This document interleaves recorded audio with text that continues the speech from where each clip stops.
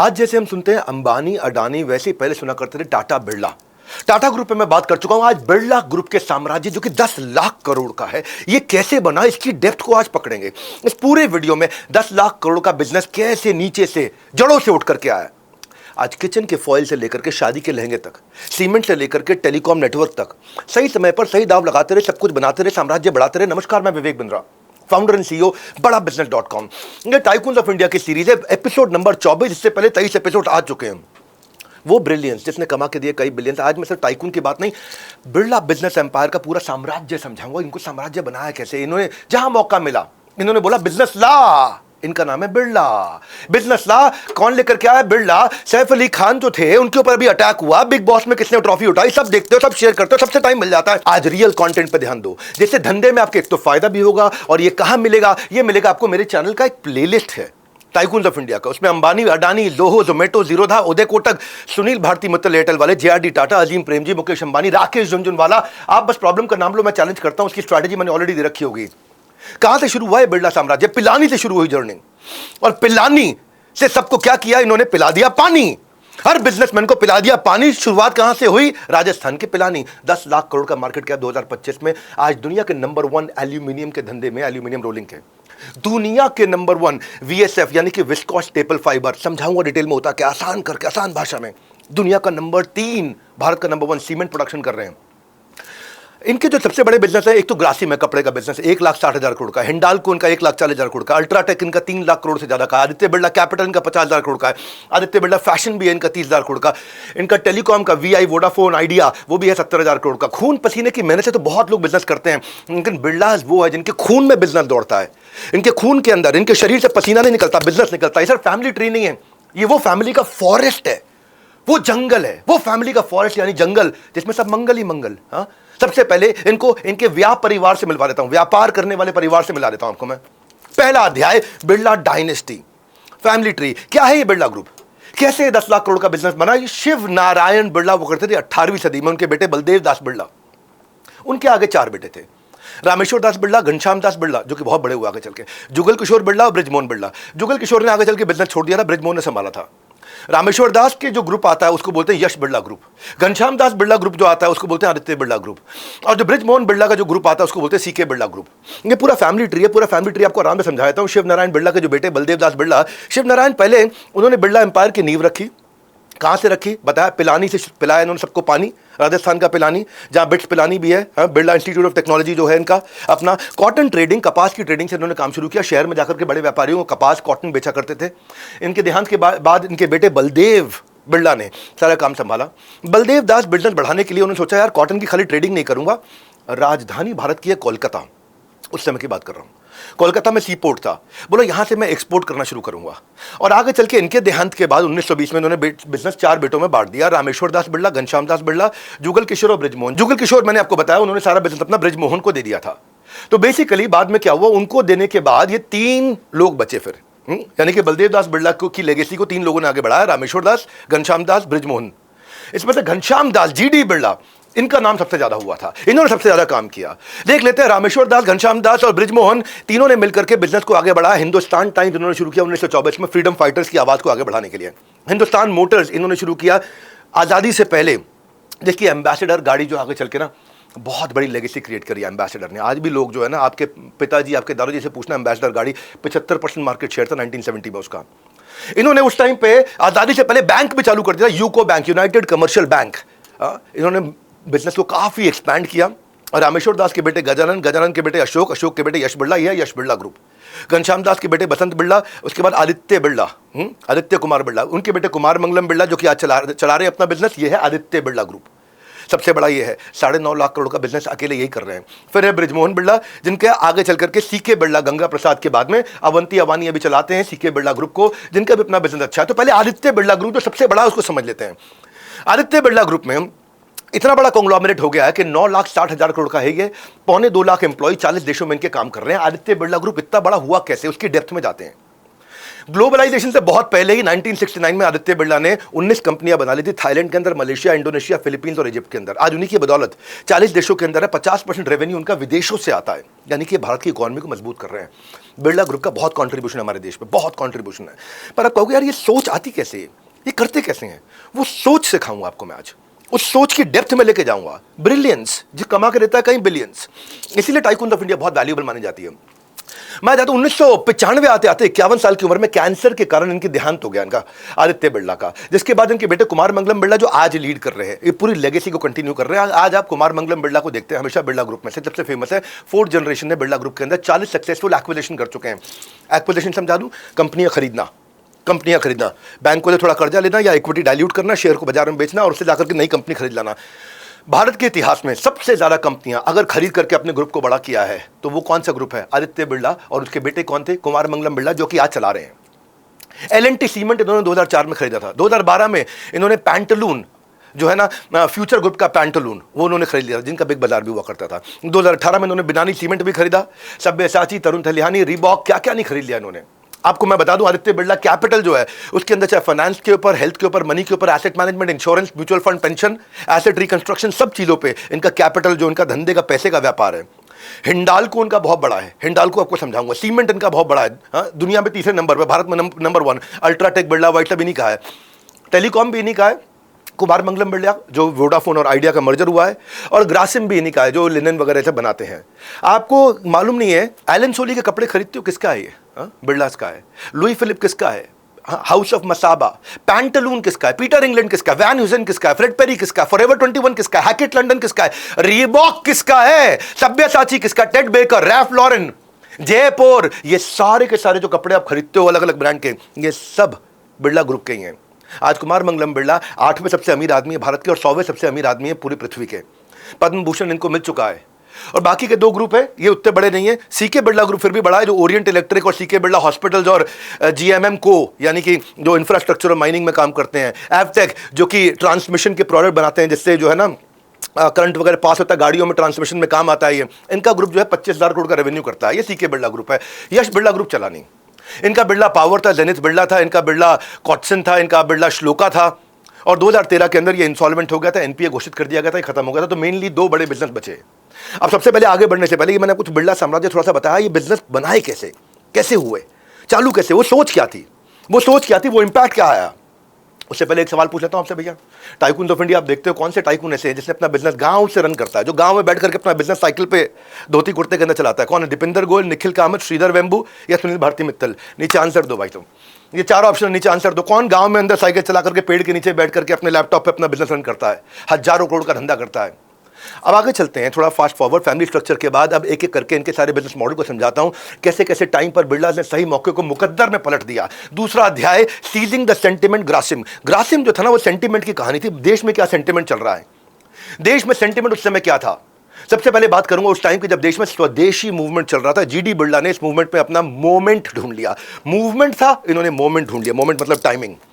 उन्होंने सोचा अपना टाइम आ गया है, 35 करोड़ जनता को कपड़ा पहनाऊंगा, स्वदेशी कपड़ा पहनाऊंगा। हाँ, जो गांधी जी उस समय बड़ा खिलाफ चरखा चरखा चरखा बोल रहे थे, इन्होंने 35 करोड़ लोगों सोचा कपड़ा बनाए थे इनको, इस चरखे से कितना कपड़ा बना लेंगे भाई लोग, उससे मैं अपनी कैपिटल बनाऊंगा। और फिर क्या था, उन्होंने ट्रेडिंग के बिजनेस को ट्रैश किया, खत्म किया, अपनी मिल से माइलस्टोन बनाने निकल पड़े। इन्होंने मिल की तैयारी करी। देखते हैं कैसे। बिरला फैमिली में सबसे मेजर योगदान है घनश्याम दास बिरला का, इनका माना जाता है। ये जीडी बिरला ने उस समय शुरू किया था, बिजनेस संभाला और देश में स्वदेशी मूवमेंट के अंदर इनका एम था कि ब्रिटिश सामानों का बहिष्कार कर दें, ब्रिटिश को बाहर निकाल दें, स्वदेशी प्रोडक्ट को बढ़ावा दें, अपने ही कपड़ों को पहने। लोकमान्य, गंगाधर तिलक, महात्मा गांधी, फ्रीडम फाइटर सारे विदेशी कपड़ों को जला जला करके आग लगा के शोर मचा करके इनको बंद करना चाहते थे। चरखा जो सिंबल हुआ करता था, जीडी बिरला ने देखा भाई चरखे से 35 करोड़ लोगों के कपड़े तो नहीं बना पाएंगे, इस रिक्वायरमेंट को पूरी करने के लिए हमारे को मिल्स अभी है ही नहीं।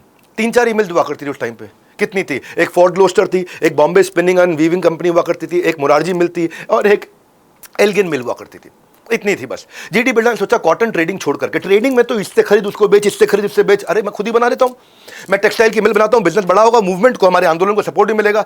तो जीडी बिरला कोई भी काम ना बिना सोचे नहीं करते थे। ब्रिलियंस बिहाइंड बिलियंस, ये टाइकून ऑफ इंडिया है। उन्होंने मिल बनाने से पहले फिजिबिलिटी एनालिसिस किया कि क्या लगेगा, क्या मिलेगा, कितना खर्चा लगेगा, कितना बचेगा, यूनिट इकोनॉमिक्स लगाया, रॉ मटेरियल कितने का है, लेबर कितने की है, मशीन कितने की है, रेंट कितने का, रेवेन्यू कितना आएगा, कैलकुलेट करके बात समझ में आई। 14-15% इन्होंने देखा मुनाफा आराम से बन जाएगा। इनके समझ में आ गया 15% मुनाफा आराम से बन जाएगा। हाँ, इन्होंने कहा कि जब मैं 10 रुपए का माल बेचूंगा तो 1.5 रुपए मेरी जेब में आना ही आना है, आना ही आना है। मैक्रो फैक्टर बहुत बड़ा था। 1947 तक 35 करोड़ की जनता थी। इन्होंने कहा उनमें 17 करोड़ लोगों को, यानी कि 50% पॉपुलेशन को मैं अपने कपड़े पहना दूंगा। तो और जो मैनुअल काम चरखे का था वो मैनुअल था, उसमें प्रोडक्टिविटी लो थी, क्वालिटी पुअर थी, अनस्किल्ड वर्कर थे। 350 मिलियन यार्ड फैब्रिक चाहिए था और 143 मिलियन यार्ड फैब्रिक अवेलेबल था।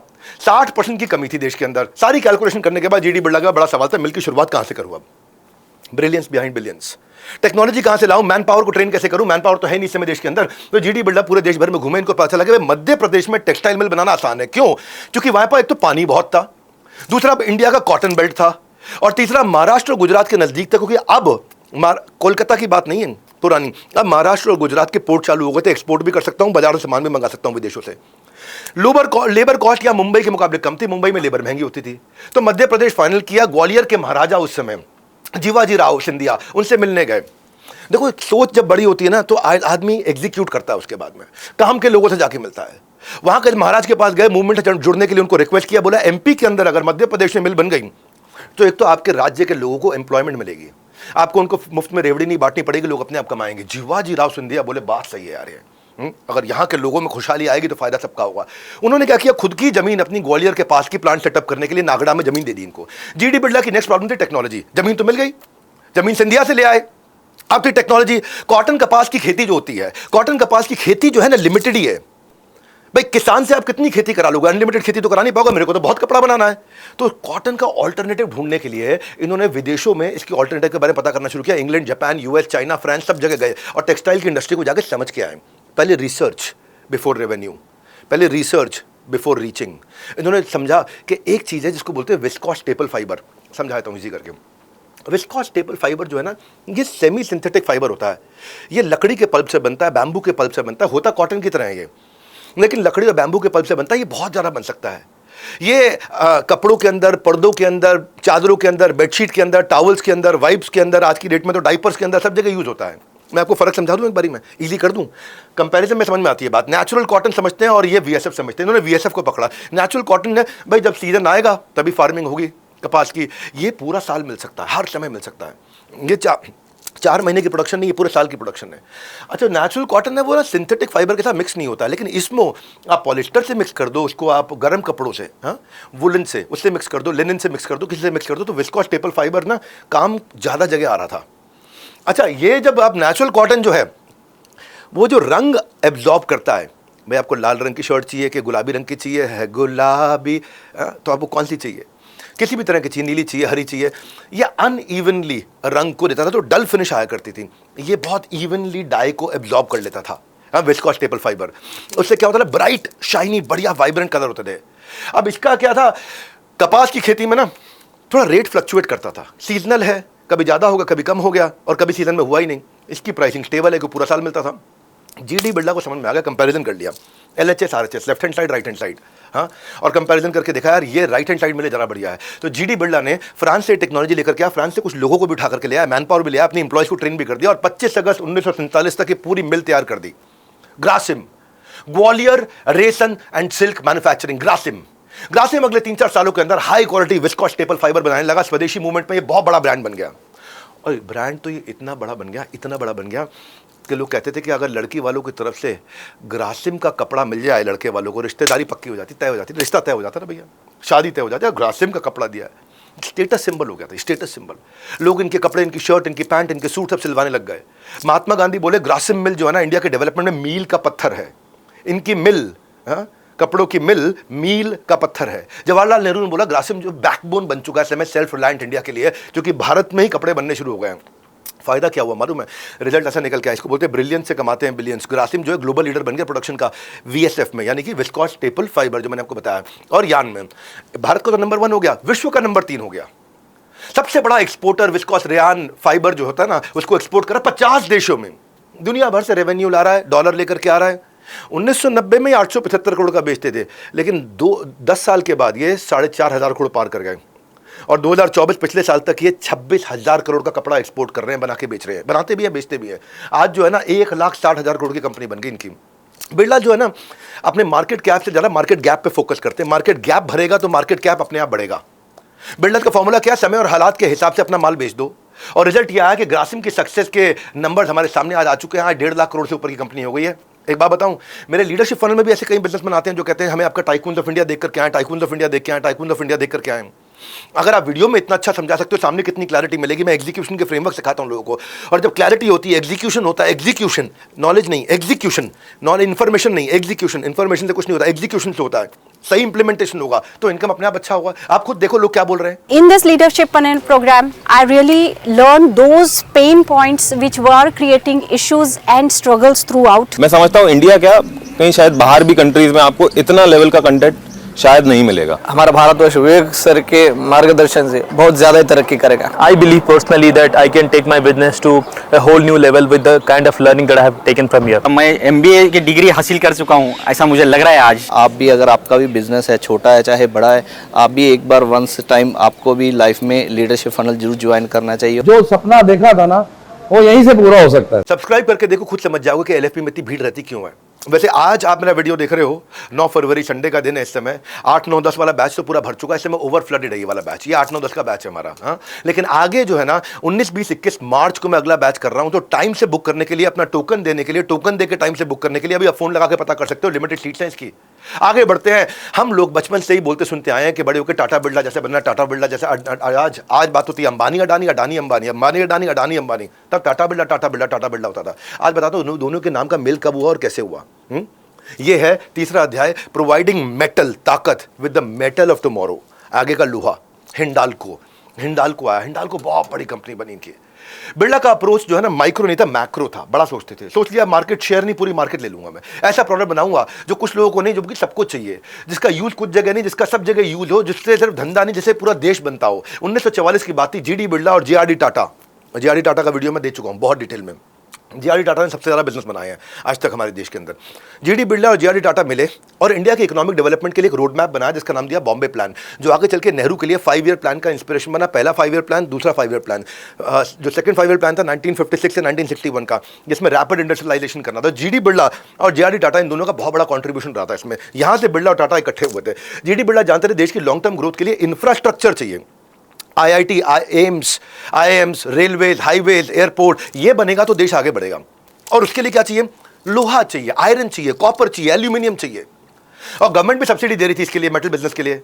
तो जीडी बिरला ने एक अपॉर्चुनिटी देखी, इंफ्रास्ट्रक्चर के अंदर मेनली आयरन, लोहे का इस्तेमाल हो रहा है और इसमें बड़े प्लेयर पहले से ही हैं। एक है टिस्को। टिस्को कौन है? जो आगे चल के टाटा स्टील बनी है, Tata iron and steel company, TISCO 1907 में बनी थी। और एक थी इसको, इसको थी Indian iron and steel company. GD Birla ने, जिसने पहले कॉटन का ऑल्टरनेटिव ढूंढा था, कॉटन का ऑल्टरनेटिव निकाला, अब की बारी बोले मैं लोहे का ऑल्टरनेटिव लेकर के आता हूं। एल्यूमिनियम पे इन्होंने काम किया। बोले लोहे में सब काम कर रहे हैं, लोहा तो क्या बहुत हाई डेंसिटी का है, तो बड़ा भारी पड़ता है, ट्रांसपोर्ट ही नहीं हो पाता। एल्यूमिनियम लाइट वेट है, ट्रांसपोर्ट आसानी से हो जाएगा। लोहे में जंग लग जाता है, एल्यूमिनियम में जंग नहीं लगता, ऑक्साइड लेयर होती है तो अपना जंग बच जाता है। लोहे में बिजली पास आसानी से नहीं होती, लो इलेक्ट्रिकल कंडक्टिविटी है। एल्यूमिनियम में हाई इलेक्ट्रिकल कंडक्टिविटी है, तो इसको इलेक्ट्रिक वायर्स के लिए भी इस्तेमाल कर सकते हैं। एल्यूमिनियम की वायर होती है, लोहे की वायर्स नहीं बनती हैं। अब भाई मैं एल्यूमिनियम बनाऊं कैसे? तो जब समझ में आया था बॉक्साइट ओर चाहिए इसके लिए। बॉक्साइट ओर जो है ना वो मेन सोर्स है एल्यूमिनियम का। हाँ, तो भाई मैं एल्यूमिनियम बनाऊंगा, पीछे से मुझे रॉ मटेरियल क्या चाहिए? Bauxite ore. और भारत जो है ना, इंडिया बिगेस्ट बॉक्साइट रिजर्व है एशिया का। और चाइना नंबर 2 पे, टर्की नंबर 3 पे, सब बहुत पीछे है। इंडिया तो बहुत पावरफुल है, बॉक्साइट बहुत है। और एल्यूमिनियम की कंजम्पशन 1950 में 14,000 टन हुआ करती थी। गवर्नमेंट की प्रोजेक्शन थी कि 40 साल में 27 गुना बढ़ जाएगा, ये 4 लाख टन तक ये पहुंच जाएगा। जब इतनी डिमांड है तो सिर्फ इंडिया ही नहीं, वर्ल्ड में क्यों ना नंबर 1 बना जाए। बोले मैं एल्यूमिनियम के काम में घुसता हूं, वर्ल्ड में नंबर 1 बनूंगा। क्यों?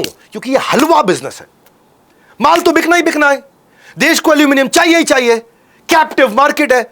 आप सोचोगे कैसे भैया? ट्रांसपोर्ट के अंदर गाड़ी की सारी बॉडी एल्यूमिनियम से बनेगी, एलॉय व्हील्स बनेंगे। आप बिल्डिंग है आपकी, आपका घर है, आपका मकान है, उसमें बिरलास का एल्यूमिनियम लगा हुआ है। आपके दरवाजे हैं, खिड़कियां हैं, खिड़कियों के फ्रेम्स होते हैं, सीलिंग होती है। हाँ, इलेक्ट्रिकल सेक्टर के अंदर पावर केबल्स होती हैं, ट्रांसफार्मर होते हैं, मोटर्स होती हैं। पैकेजिंग सेक्टर में रैपिंग फॉइल होती है, एल्यूमिनियम फॉइल दुनिया की सबसे बड़ी बना रहे हैं ये। कैन होती है, थम्स अप की, पेप्सी की कैन होती है, कोका कोला की कैन होती है, सब यही तो बना के देते हैं। गवर्नमेंट ने कहा कि इंडस्ट्रियल पॉलिसी को आगे बढ़ाते हैं और इन्होंने आइडेंटिफाई किया एल्यूमिनियम को। तो जब सरकार के साथ जुड़े तो उन्होंने कहा भाई डिफेंस में भी, पावर में भी, इंफ्रा में भी सब जगह एल्यूमिनियम देते हैं। जीडी बिरला समझ गए, एल्यूमिनियम में घुस गए तो दुनिया लोहा मानेगी, लोहे में घुसेंगे तो हो सकता है लोहा ना माने, एल्यूमिनियम में घुस जाए तो लोहा मानेगी। तो लोहा छोड़ के एल्यूमिनियम में पूरी तरह घुस गए, एल्यूमिनियम की तैयारी में लग गए। बॉक्साइट हमारे पास था ही। अब क्या किया इन्होंने, उस टाइम पे जो एल्यूमिनियम मैन्युफैक्चरिंग जो इंडिया में हुआ करती थी, वो क्या करता था, इंडाल करता था। इंडाल कौन है? Indian aluminium company limited. और मोस्टली ग्रांट इस कंपनी को मिलता था। सरकार ने जब बॉक्साइट की माइनिंग की बिडिंग निकाली कि भाई बॉक्साइट की माइनिंग करेंगे हम, बॉक्साइट कहाँ मिलता है हमारे देश में, मालूम है आपको? मालूम होना चाहिए आपको। उड़ीसा में, झारखंड में, छत्तीसगढ़ में, 3 जगह पे बहुत माइंस है, बहुत खदानें हैं बॉक्साइट के, भरा हुआ है पूरी जमीन के नीचे।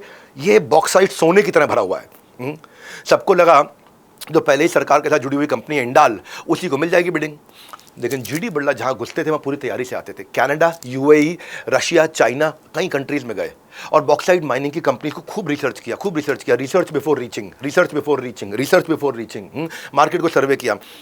बॉक्साइट माइनिंग में पूरी पृथ्वी पर सबसे जो एडवांस कंपनी थी वो कनाडा की थी, Alcan, aluminium company of Canada, एल्कान।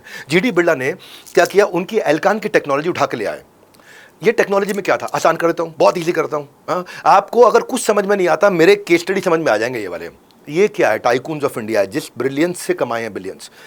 जाके टेक्नोलॉजी से समझ में आया कि भाई मुझे ना क्या करना है, जो बॉक्साइट का पत्थर होता है उस पत्थर को हीट करना, उसको बोलते हैं एडवांस बेयर प्रोसेस। बेयर मतलब उसको हीट करना, और उसमें से मुझे क्या निकालना है, एल्यूमिनियम ऑक्साइड निकालना है, पाउडर। तो ये पत्थर है और पत्थर से मुझे एल्यूमिनियम ऑक्साइड उसका पाउडर निकाल के लेके आना है। और उसके पाउडर को फिर मैंने क्या करना है, उस पाउडर से मैं एक्सट्रूजन टेक्नोलॉजी, यानी कि उसी पाउडर से मैं बढ़िया क्रॉस सेक्शनल कोई भी शेप दे दूंगा, पाइप की शेप देनी हो, रॉड की शेप देनी हो, कोई सी भी शेप देनी हो, वो मैं दे दूंगा। यानी कि खदान से निकाले हुए पत्थर से पाइप और रॉड तैयार करने का पूरा प्रोसेस बना के ले आए। अब क्या करना, मुझे आता नहीं है, लेकिन दुनिया में किसी न किसी को आता है, उसको उठा के ले आओ। और टेक्नोलॉजी के एज होने के कारण, लार्ज स्केल माइनिंग ऑपरेशंस को जीत जाने की संभावना के कारण जीडी बिरला जीत गए और हिंडाल्को बना दिया। 1958 में अब हिंडाल्को की चालू हो गई तैयारी। जीडी बिरला एल्यूमिनियम प्रोडक्शन के अंदर घुसने की पूरी तैयारी के साथ जब रॉ मटेरियल उनके पास आ चुका था, बॉक्साइट उनको मिल गया है, अब उनको बड़े ऑर्डर चाहिए थे। एल्यूमिनियम प्रोडक्शन के लिए ऑर्डर की तलाश थी। उत्तर प्रदेश में, जो कि उस समय उत्तराखंड उत्तर प्रदेश एक ही हुआ करता, देश का सबसे बड़ा राज्य था, उसमें इन्होंने क्या किया, बॉक्साइट की माइनिंग के बाद मार्केट की क्रेडिबिलिटी तो उनकी बढ़ गई थी, बॉक्साइट निकालना शुरू कर दिया उन्होंने। उत्तर प्रदेश सरकार से उन्होंने एडवांस ऑर्डर ले लिया और रेणुकूट में जमीन ले ली। अब रेणुकूट कहां पे है, ये छत्तीसगढ़, झारखंड और बिहार के बॉर्डर पे जुड़ा हुआ है। वहीं से बॉक्साइट निकल के आ रहा है, बॉर्डर पे जुड़ा हुआ रेणुकूट के अंदर चले गए, बॉर्डर से लगे हुए, वहां जाकर के एल्यूमिनियम की पूरी वैल्यू चेन बिल्ड कर दी। वैल्यू चेन समझ रहे हो क्या किया, पहले जाकर के बॉक्साइट निकाला, पत्थर निकाला, उससे क्या किया, उससे फिर एल्यूमिनियम निकाल दिया, उसको गर्म करके, जो मैंने आपको एडवांस बेयर प्रोसेस बताया। एल्यूमिनियम निकल के आया, उसका अगला स्टेप क्या है, डाउनस्ट्रीम रोलिंग, उससे स्टील की प्लेटें तैयार कर दी, बड़ी बड़ी रोलिंग तैयार कर दी। अब वो क्या, वो तैयार हो गई, अब उससे एक्सट्रूजन करूंगा, एक्सट्रूजन से क्या होगा, शेप दे दूंगा मैं उसको, पाइप बना दूंगा, रॉड बना दूंगा। सारा इनको समझ में आ गया कि भाई बॉक्साइट की माइनिंग, बॉक्साइट से फिर एल्यूमिनियम एक्सट्रैक्ट करना है, फिर डाउनस्ट्रीम रोलिंग करनी है, फिर एक्सट्रूजन करके उसको शेप दे देनी है। अब मेरे को सबसे ज़्यादा क्या चाहिए, पाइप और रॉड सबसे ज़्यादा चाहिए होती थी। पूरा प्रोसेस स्ट्रीमलाइन हो गया, हिंडाल्को इंडिया का टॉप प्रोड्यूसर बन गया। अब तो भारत सरकार से लेके 20 राज्यों तक, डिफेंस से लेके रेलवे तक, एयरपोर्ट से लेके हाईवे अथॉरिटी तक, हिंडाल्को ने सबसे ऑर्डर ले लिए। और एम्बेसडर गाड़ी हो या हवाई जहाज हो या स्पेस में जाने वाला शटल हो या कोल्ड ड्रिंक की कैन हो या किचन में यूज होने वाले एल्यूमिनियम फॉइल हो, हिंडाल्को सब कुछ बनाने लग गया। आज फर्क क्या हुआ, रिजल्ट क्या आया, आज number 1 value added product player बन चुका है वर्ल्ड के अंदर, वो नंबर 1 एल्यूमिनियम रिसाइकलर बन चुका है, मोस्ट सस्टेनेबल एल्यूमिनियम कंपनी पूरी पृथ्वी बन चुकी है। बिरला ने जो सोचा है ना वो किया है। ये है ब्रिलियंस जो देती है कई बिलियंस। यहां से आप ना माइंडसेट सीखोगे, जब माइंडसेट होगा ना, है ना, तभी आपके पास स्किल सेट आएगा, है ना, तभी आपके पास रेवेन्यू का भी सेट आएगा। भाई आज मुद्दा पता क्या है, आज सब नंबर सेट के पीछे, नंबर सेट तब आएगा जब माइंडसेट आएगा, और वो इंडिया में नहीं वर्ल्ड में नंबर 1 बन गए। आज 2,15,000 करोड़ का रेवेन्यू किया पिछले साल उन्होंने, 2024 में 2,15,000 करोड़ का रेवेन्यू। जीडी बिरला एक फ्रीडम फाइटर और बिजनेस टाइकून के होने के साथ साथ 1983 आते आते इस दुनिया से, संसार से चले गए, लेकिन अपनी लेगेसी छोड़ के गए। उनके जाने के बाद आज उनके जो पोते हैं आदित्य बिरला, उन्होंने चल करके इसको पूरा संभाला, और आदित्य बिरला के बाद में कुमार मंगलम बिरला। ऑल्टरनेटिव को पकड़ने की इनकी आदत थी, कहते जो सब में जब घुसे हुए उसमें नहीं जाऊंगा मैं, ऑल्टरनेटिव पकड़ करके मेन स्ट्रीम से बाहर निकल करके बड़ा बिजनेस कैसे, ये बिरला से सीखा। उन्होंने सोच लिया लोहे के पीछे भाग करके, लोहे के चने नहीं चबाना चाहता मैं। कपड़े के धंधे में भी उन्होंने जाकर के ग्रासिम के अंदर ऑल्टरनेट ढूंढा, लोहे के बिजनेस में लोहे की जगह जाकर के एल्यूमिनियम ऑल्टरनेट ढूंढा, और उसी से क्या होगा, बॉक्साइट ओर से कमाऊंगा कई करोड़, वो लेके आए बॉक्साइट और कमाए कई करोड़। अब आगे चलते हैं, आगे चौथा बिजनेस उन्होंने बिल्ड किया, connected related complementary diversification, UltraTech cement. इसको समझ लेते हैं क्या है ये कनेक्टेड रिलेटेड कॉम्प्लीमेंट्री बिजनेस क्या होते हैं। जैसे रेस्टोरेंट अगर केटरिंग सर्विस भी करे, कॉफी शॉप अगर बेकरी भी बना दे, फोटोग्राफर अगर प्रिंटिंग सर्विस भी दे दे, कार डीलरशिप अगर ऑटो इंश्योरेंस भी दे दे, ये connected related complementary business. HDFC banking, HDFC life insurance भी लिया, या जोमेटो फूड जो है ब्लिंकिट की तरह ग्रोसरी डिलीवर भी कर दे, अडानी एंटरप्राइज कोल से वो पावर भी बना दे, या पेटीएम जो है पेमेंट सोल्यूशन से पेटीएम मनी ब्रोकिंग में भी चला जाए। हिंडाल्को, अभी इस समय हिंडाल्को के पास में वेंडर्स थे, होलसेलर थे, डिस्ट्रीब्यूटर थे, हिंडाल्को का माल बिक रहा था, उसका जो है एल्यूमिनियम बिक रहा था, पूरी दुनिया में पूरे देश में बिक रहा था, कैप्टिव कस्टमर बेस था, आज सबके लिए बना रहे थे, ऑलरेडी एल्यूमिनियम सबको दे रहे थे। लेकिन जिसको एल्यूमिनियम चाहिए उनमें से बहुत सारे लोगों को सीमेंट भी चाहिए। ये कनेक्टेड रिलेटेड कॉम्प्लीमेंट्री बिजनेस, माल खरीदने वाला तैयार है। बिरला ने सोचा भाई इतनी डिमांड है तो डिले क्यों करूं, डिमांड के आगे डिले करना ही नहीं चाहिए। तो बिरला ने बिजनेस माइंड ने सोचा कि भाई कार एल्यूमिनियम से बढ़ रही है तो दौड़ेगी कहाँ कार, सड़क पे दौड़ेगी, सड़क के लिए सीमेंट चाहिए। एल्यूमिनियम की खिड़की दरवाजे तो बन रहे हैं लेकिन लगेंगे कहाँ, सीमेंट से बने घरों में लगेंगे। जहां एल्यूमिनियम का खिड़की दरवाजा लग रहा है, भाई सीमेंट से पहले घर बनेगा तब तो खिड़की दरवाजा लगेगा, तो सीमेंट भी बेचूंगा मैं। हिंडाल्को के अपने पहले से ही सरकारी क्लाइंट थे, UP government, MP government, Indian railway, highway authority, ये सारे उनके, अब सब में सीमेंट चाहिए साथ में। हाईवे अथॉरिटी हाईवे कैसे बनाएगी, सीमेंट से बनाएगी। अगर MP गवर्नमेंट अगर इनका एल्यूमिनियम यूज करके घर बना रही है, यूपी गवर्नमेंट घर बना रही है, तो घर बनाने में सीमेंट चाहिए। इंडियन रेलवे के लिए भी सीमेंट चाहिए। Connected related complementary business, Grasim और हिंडाल्को के बाद बिरला को एक मौका, मैग्नेट ने इनको एक नए मौके को खोज निकाला, और ये मौका था बढ़ता हुआ अर्बनाइजेशन, क्योंकि शहरीकरण हो रहा था, गांव को शहर में कन्वर्ट किया जा रहा था, इंडस्ट्रियल डेवलपमेंट बहुत जोरों शोरों पे था, इंडस्ट्री बनेगी सीमेंट लगेगा। अब वक्त आ गया था डेवलपमेंट को मजबूती देकर के अपने एम्पायर को खड़ा करना। यहां से एंट्री हुई इनके अगले हीरो प्रोडक्ट की, और उसका नाम था शुरू में विक्रम सीमेंट। अभी अल्ट्राटेक सीमेंट नहीं था, विक्रम सीमेंट। 1980s तक सीमेंट सारा सरकार कंट्रोल करती थी। रैपिड अर्बनाइजेशन 1980s में, उस समय क्या हुआ, रेजिडेंशियल कमर्शियल कंस्ट्रक्शन बहुत हो रहा था, हाई क्वालिटी सीमेंट चाहिए था। लेकिन गवर्नमेंट ओन प्लांट, उस डिमांड को सरकार नहीं कंपनियां चला सकती। सरकार का काम है सरकार को चलाना, कंपनियां चलाएंगे प्राइवेट प्लेयर्स। उनको मालूम था हम सीमेंट नहीं बना सकते। 82 में गवर्नमेंट ने क्या कर दिया, डीरेगुलेट कर दिया 1982 में सीमेंट इंडस्ट्री को, और डीरेगुलेट करके उन्होंने कहा कि भाई प्राइवेट प्लेयर्स इसमें आने चाहिए। गवर्नमेंट का स्पेंडिंग 1986 में 6 to 8% GDP का इंफ्रा पे ऑलरेडी था कि इंफ्रास्ट्रक्चर बनाना है। आज की सरकार भी इंफ्रास्ट्रक्चर पे, ये जो करंट NDA गवर्नमेंट है ये भी इंफ्रास्ट्रक्चर पे बहुत फोकस करती है। आप जानते हैं गडकरी जी ने इतनी सड़कें बना दी, और रोड करी बोलते हैं उनको, गडकरी बोलते भी नहीं है। उस समय गवर्नमेंट ने क्या किया, कई नई स्कीमें ला दी। उस टाइम पे बात करूं 1980s में, हाउसिंग अर्बन डेवलपमेंट कॉर्पोरेशन, हुडको आपने नाम सुना होगा, 1980 में लेके आए थे। 5 करोड़ रूरल पॉपुलेशन को घर बना के देने थे, सीमेंट चाहिए। रूरल इलेक्ट्रिफिकेशन प्रोग्राम 1981 में लेकर के 40,000 गांव के अंदर बिजली चाहिए, वहां बिजली तक पहुंचाने के लिए खंबे चाहिए, सब कुछ चाहिए वहां पे, बहुत कई जगह पे उसमें सीमेंट लगने वाला है। इंदिरा आवास योजना 1982 में लेकर के इंदिरा गांधी, 72 लाख नए घर बनाने हैं, सबके लिए सीमेंट चाहिए, बिलो पॉवर्टी लाइन वाले लोगों के लिए। इन्होंने कहा कि पर कैपिटा, समझना कैलकुलेशन कैसे करते हैं, कैलकुलेशन के भी तरीके होते हैं भाई लोग, आपको समझा करो। पर कैपिटा सीमेंट कंजम्पशन 1950 के आसपास केवल 9 किलो था पर कैपिटा सीमेंट कंजम्पशन। 1982 आते आते 9 किलो से 31 किलो हो गया, और ये बहुत तेज बढ़ा। लेकिन अब ये 100 किलो होने वाला था, 9 किलो 100 किलो होने वाला था 2000 तक ही, सन 2000 तक। 1980s में ही जितनी रिक्वायरमेंट थी उसका डेफिसिट बहुत बड़ा था, वो हमारा देश मीट नहीं कर पा रहा था।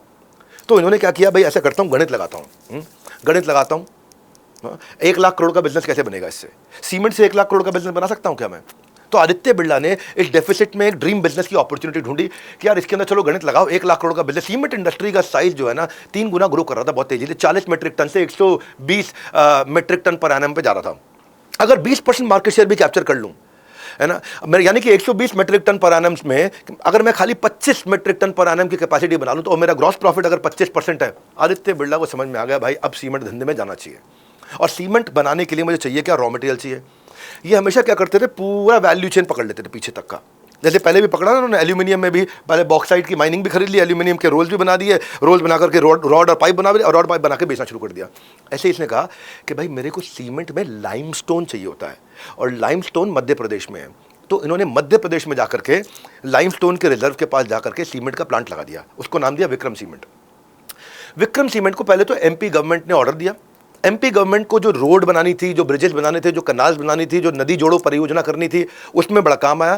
3 साल के अंदर विक्रम सीमेंट मध्य प्रदेश का सबसे बड़ा प्लेयर बन गया। और 1995 आते आते अब 51 साल की उम्र हो चुकी थी आदित्य बिरला जी की, उनकी तो हो गया देहांत। अब कुमार मंगलम बिरला आदित्य बिरला ग्रुप को आगे लेकर के चले, जो आज कुमार मंगलम बिरला 20 साल के अंदर सबसे बड़े प्लेयर हो गए थे नॉर्थ इंडिया के अंदर। 2004 में जो विक्रम सीमेंट था वो इंडिया का तीसरा सबसे बड़ा सीमेंट था। लेकिन अब मौका आया कि मैं इसको बड़ा कैसे करूं। सोचे यार मैं अगर नंबर 1 सीमेंट बनना चाहता हूं और खुद ही प्लांट लगाते जाऊं दिक्कत हो जाएगी। तब इनकी नजर थी एल&टी सीमेंट पर। एल&टी सीमेंट को ना अपनी रेटिंग इंप्रूव करनी थी। हाँ, क्रिसिल जो रेटिंग देता है, AAA रेटिंग पे जाना चाहते थे। पहले समझ लेते हैं AAA रेटिंग होता क्या। AAA रेटिंग दर्शाता है कि इनकी क्रेडिट यानी कर्जा लौटाने की क्वालिटी अच्छी है। AAA रेटिंग एजेंसी देती हैं आपको रेटिंग देती हैं कि भाई इस कंपनी में डिफॉल्ट का रिस्क नहीं है, इस कंपनी का फाइनेंशियल हेल्थ बड़ा अच्छा है। ये AAA रेटिंग दर्शाता है। ये रेटिंग समझाएगा कि हाँ ये कंपनी ठीक है भाई, इसमें पैसा लगा सकते हो, इसमें पैसा उधार दे सकते हो, इसके शेयर खरीद सकते हो, क्योंकि ये लो रिस्क इन्वेस्टमेंट है। इसमें ये 4 चीज़ें मैंने आपको बता दी। ये AAA रेटिंग होता है। ये जैसे CRA है, क्रेडिट रेटिंग एजेंसी होती है, क्रिसिल होती है, वो देते हैं। तो इससे क्या हो गया, आपको बैंक सस्ते में कर्जा दे देगा, इन्वेस्टर का कॉन्फिडेंस आ जाएगा, आपको लार्ज इन्वेस्टर मिल जाते हैं, आपका स्ट्रांग नेगोशिएटिंग पावर हो जाता है। तो अब जब मुझे सामने वाले से कुछ लेना हो ना, तो पहले उसकी ज़रूरत को समझ लो। बिरला ने देखा यार इसकी ज़रूरत है, इस समय इसकी ज़रूरत है एल&टी सीमेंट की, तो उसको पैसा चाहिए। मैं क्या करता हूँ, मैं एल&टी सीमेंट इससे खरीद लेता हूँ। एक तो मैं डबल हो जाऊँगा बड़ा, एक तो मैं पहले ही सीधा नंबर 1 हो जाऊंगा सीमेंट में इंडिया के अंदर एल&टी सीमेंट लेते ही।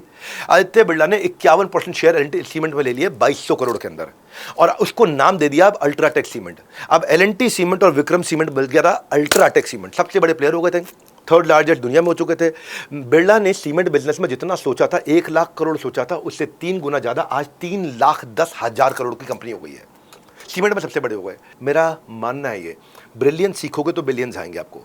ये टाइकून्स ऑफ इंडिया सीरीज़ है। यहाँ पे ना आपको कॉमेडी नहीं मिलेगी। वैसे भाई लोगों, मैं जानता हूँ मेरी वीडियो लोगों को ना लंबी लगेगी, लेकिन इसमें मेरी गलती नहीं है। इसमें गलती आदित्य बिरला की है, जिसने लगभग 10 लाख करोड़ की कंपनी खड़ी कर दी है। अब छोटी मोटी टपरी का हिसाब देना होता ना, चाय की टपरी का, तो 30 सेकंड का रील बना के मैं दे देता। इतना बड़ा हिसाब समझना ना, तो इसमें इतना बड़ा समय लगेगा। 5वां अध्याय चलते हैं, कैपिटलाइजिंग ऑन कैपिटल डिमांड। यहाँ से जन्म हुआ आदित्य बिरला कैपिटल लिमिटेड का। ये मेरा 5वां अध्याय है। क्विकली समझो, इंसान को जीने के लिए क्या चाहिए? रोटी, कपड़ा, मकान। हाँ, कपड़ा ये दे चुके थे, ग्रासिम हर जगह राज कर रहा था। मकान के लिए अल्ट्राटेक सीमेंट भी आ चुका था, वो सुपरहिट था। अब क्या, रोटी के लिए, रोजी रोटी के लिए पैसा चाहिए, हमारे को फंड चाहिए, इन्वेस्टमेंट चाहिए। बिरला अपॉर्चुनिटी सीलर थे, अपॉर्चुनिटी स्कैनर थे, मौका ढूंढते थे। मौका मिस हुआ मतलब बिजनेस से बिलियंस मिस हुआ, और बिलियंस से बिजनेस मिस हुआ मतलब बिजनेस से बिलियंस माइनस हुआ, मिस हुआ, माइनस हुआ।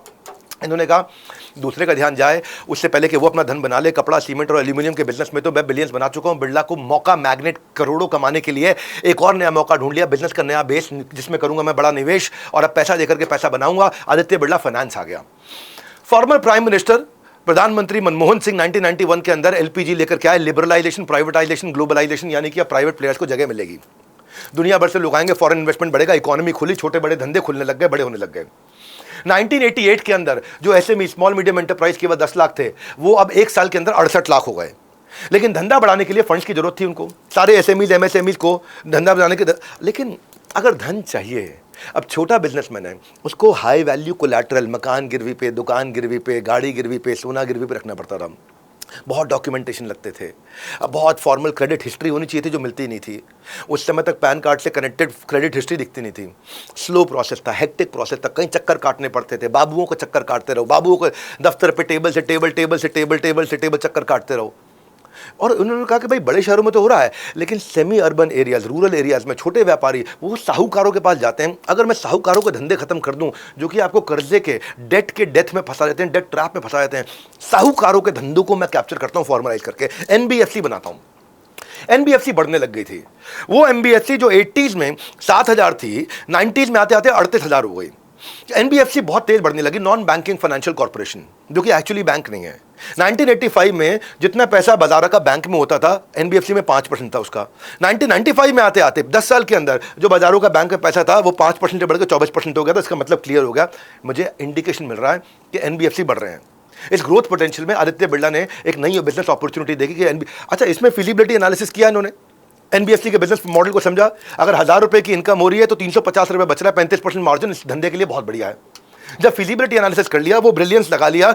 अच्छा, इसमें क्या है, पहले से ही आदित्य बिरला अपने ग्रैंडफादर जीडी बिरला के साथ में यूको बैंक में काम कर चुके थे, तो बैंक की उनको समझ थी, पहले से फाइनेंशियल इंस्टीट्यूशन की समझ थी। तो वो जीडी बिरला, तो आप जानते हैं, वो जीडी बिरला थे ना भाई। जीडी बिरला तो कोई मुकाबला है नहीं कोई। उन्होंने तो अपने देश आज़ाद होने से पहले अपना बैंक बना दिया था। इनको काफी आइडिया हो गया था। और साथ में उनके बेटे आज जो कुमार मंगलम बिरला, उन्होंने पहले अटेम्प्ट में चार्टर्ड अकाउंटेंसी क्लियर कर दी, सीए बन गए। उनका गणित में और दिमाग तेज भैया। कुमार मंगलम बिरला तो गणित में सबसे बड़े मतलब गणितज्ञ निकले। दोनों ने मिलकर के बिजनेस की तैयारी शुरू कर दी। कुमार मंगलम बिरला ने देखा कि भाई कंपनी के जो मेरे आज की डेट में जो एम्प्लॉइज हैं वो बहुत बूढ़े बूढ़े एम्प्लॉइज हैं, 55 साल, 56 साल, 57 साल, 60 साल।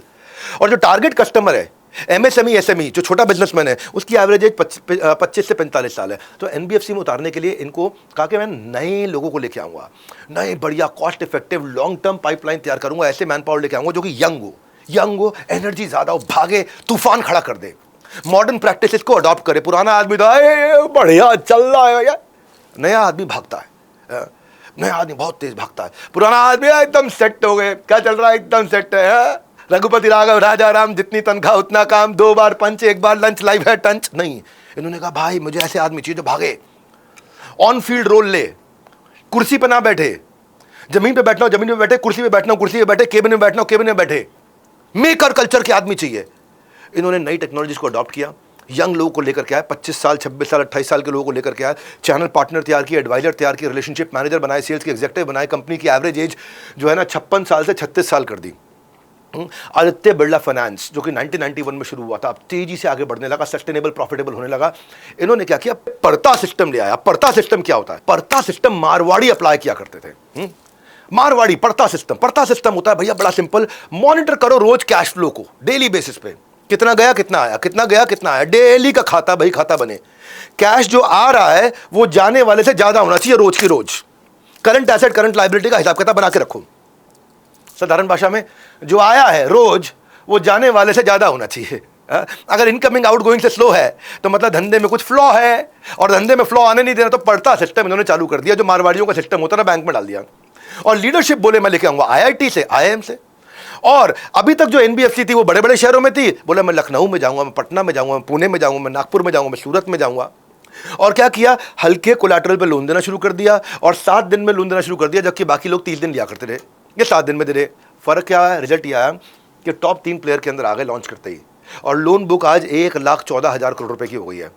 आदित्य बिरला फाइनेंस के बाद कुमार मंगलम बिरला ने पूरा का पूरा अम्ब्रेला, पूरा छाता बना दिया, जिसके अंदर हाउसिंग फाइनेंस भी दे दिया, आदित्य बिरला मनी भी दे दिया, आदित्य बिरला सन लाइफ इंश्योरेंस के धंधे में आ गए, सन लाइफ म्यूचुअल फंड के धंधे में आ गए, आदित्य बिरला हेल्थ इंश्योरेंस में आ गए। तो अब क्या किया, आदित्य बिरला का जो कैपिटल कंसोलिडेटेड हो गया वो हो गया 47,000 करोड़ का। देखा, मैंने कहा था ना, बिरला का दिमाग हमेशा बिजनेस ला, क्योंकि मैं हूं बिरला, नया बिजनेस ला, मैं हूं बिरला, इसका दिमाग यही चलता है। तो अपॉर्चुनिटी ढूंढते हैं, अपॉर्चुनिटी कैलकुलेट करते हैं। आदित्य बिरला ग्रुप अपने आप में टाइकून्स का एक मल्टीवर्स बन चुका है, एक यूनिवर्स बन चुका है। एक से बढ़कर एक सुपर एंटरप्रेन्योर उनके परिवार में आए। सब में एक बात कॉमन थी, राइट टाइम पर राइट चॉइस, और सही समय पर साम्राज्य तैयार कर दिया इन्होंने। आज पैंटलून हो या सब्यसाची हो, मॉल में हर तरफ बिरला ही बिरला है, आपको पता नहीं चल रहा है, हर तरफ बिरला ही बिरला है, बस आपको खाली पता नहीं चल रहा है। हाँ, अगर आप भी किसी ऐसे टाइकून को जानते हैं जिसकी स्ट्रैटेजी ने उसने उसको एम्प्टी से एम्पायर बना दिया, तो नीचे कमेंट बॉक्स में नाम लिखो, आपने बिरला ग्रुप बोला था मैंने बना दिया, अगला मेरा हल्दीराम पे बनाने का मन है। आज भी 60-70 हज़ार करोड़ की कंपनी हो गई है हल्दीराम, किसी को पता ही नहीं, मिठाई बनाते बनाते वो हलवाई भी 70,000 करोड़ का हो सकता है। अगर आप भी चाहते हो कि मैं हल्दीराम पे वीडियो बनाऊं, नीचे कमेंट बॉक्स में बताओ, किसी और का नाम भी हो तो वो भी बताओ। बाकी अभी तक कोई न्यू ईयर रेजोल्यूशन आपने नहीं लिया, या जो लिया उसको नहीं निभा पाए, तो अभी एक नया न्यू ईयर रेजोल्यूशन बना लो, एक नया रूल ले लो। हर हफ्ते टाइकून्स ऑफ इंडिया की सीरीज के वीडियो को शेयर करना है, देखना है, पूरा अटेंड करना है, नोट्स बनाने हैं, चैनल को सब्सक्राइब करना है, जिससे मिलना उससे सब्सक्राइब करवाना। ये रेजोल्यूशन आपकी लाइफ में रेवोल्यूशन ना ला दे, अगर ये लर्निंग का रेवोल्यूशन ना ला दे तो कह देना मुझे। मिलते हैं आपसे कमेंट बॉक्स के अंदर। हमारे साथ जुड़े रहने के लिए वर्ल्ड के नंबर 1 एंटरप्रेन्योर यूट्यूब चैनल को सब्सक्राइब करने और करवाने के लिए हाथ जोड़ के धन्यवाद।